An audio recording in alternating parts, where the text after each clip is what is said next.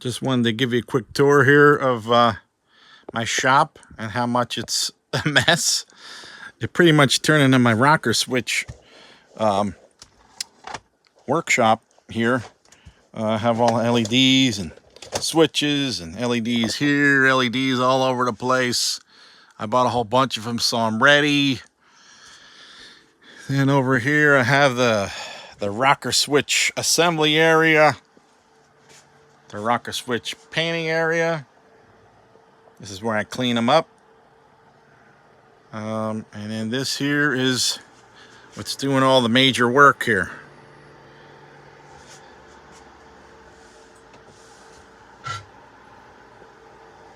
So these two do all the making of the parts, and then you clean them over here,